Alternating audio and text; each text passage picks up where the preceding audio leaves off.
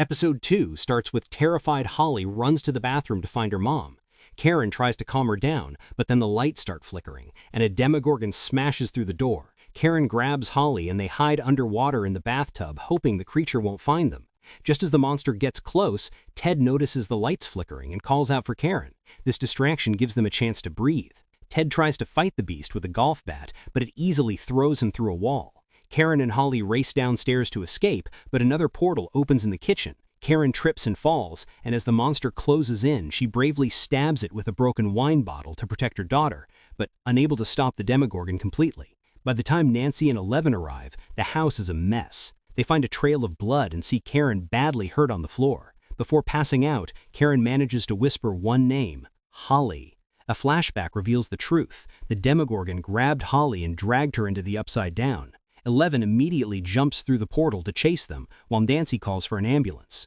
After the attack, Karen and Ted are taken to the hospital. Mike feels guilty and apologizes to Nancy for not arriving faster, but Nancy realizes they waited too long to tell their parents the truth or get them out of town. Mike can't believe Vecna would target a little girl like Holly. Nancy tells him that this feels like a countdown, because Vecna once showed her a vision where her parents and Holly were all dead. Lucas, however, has a different theory. He thinks if Vecna just wanted to hurt Nancy, he would have done it himself. Instead, he notices a pattern.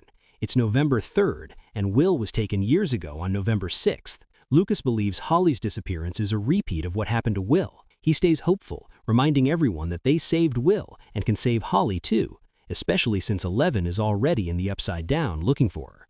Meanwhile, the military starts to blame Eleven for the attack on the Wheeler house. Deep in the Upside Down, Eleven follows the trail of the injured monster.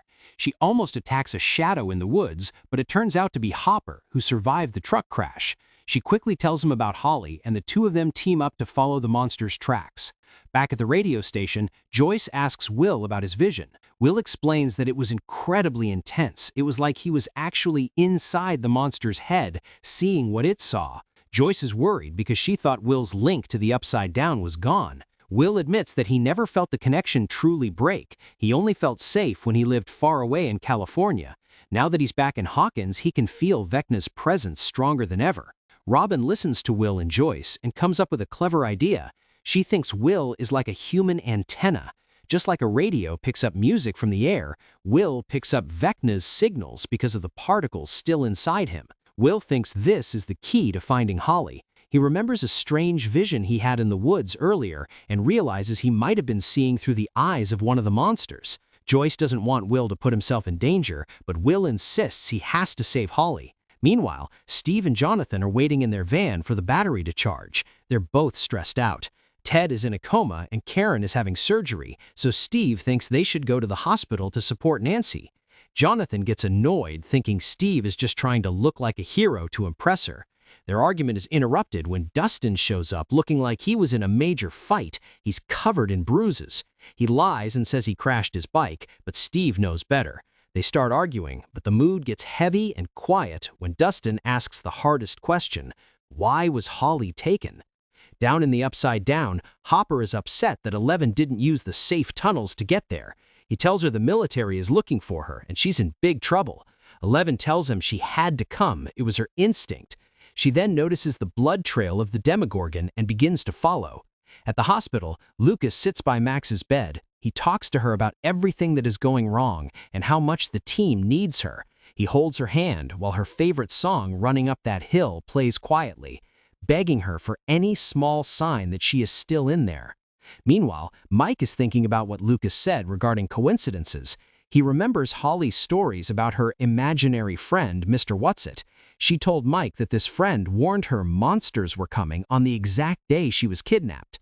Mike realizes that if Mr. Whatsit is real, he is the one who knows where Holly is. To get more answers, Mike and Nancy decide they have to sneak into their mom's hospital room, even though they're not supposed to be there. At the radio station, Robin got an idea. She tricked Joyce that the radio was not working properly and has to fix it with Will. Instantly, she took Will outside to test the human antenna theory. Meanwhile, the military is checking security cameras. They find a clear picture of Eleven in a car with Nancy. Now they're sure she is back in Hawkins and think she might be behind the attacks. They send this information to a scientist named Dr. K, telling her that Eleven has gone back into the Upside Down. In the Upside Down, Hopper is hurt from the truck crash and getting treatment from 11. Uses things Max taught her to fix his wound. Hopper admits he's just terrified of losing her again and asks her to stay close and listen to him. Mike and Nancy try to convince the doctor that they have met their mother to save Holly, but the doctor insists she has to take rest first. At that time, Vicky walks past, and they get an idea. In the van, Jonathan found an unclear signal via radio. They thought they found Hopper, but Dustin clears that it is not him, maybe someone else. At that time, Joyce asks Jonathan about the radio malfunction that Robin tells her earlier, and they are shocked about her ignorance. 11 and Hopper keep moving until they hit a massive wall in the Upside Down. 11 finds one of Holly's shoes on the ground and realizes something terrifying. The monster didn't just walk away with Holly, it pulled her straight through the solid wall. This explains why 11 couldn't track her before. Robin and Will head into the woods to test their antenna theory. While they walk, Robin nervously asks Will if he saw her with her crush, Vicky, at the hospital. She's worried about what people might think. But Will kindly tells her lies and says, "I didn't see anything." Soon, they find a strange circle made of junk on the ground. This triggers a memory for Will of a spinning sky and children laughing.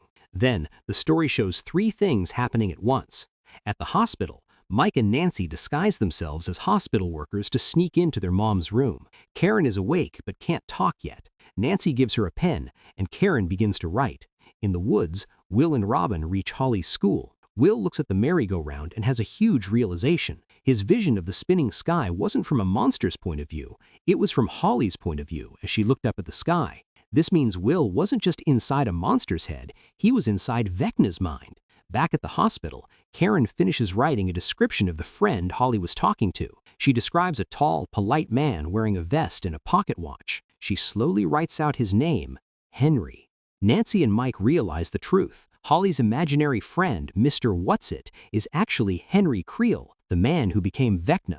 We see a flashback of Holly standing with a man she calls Mr. Whatsit. He acts nice, promising to save her family, and leads her toward the spooky Creel house.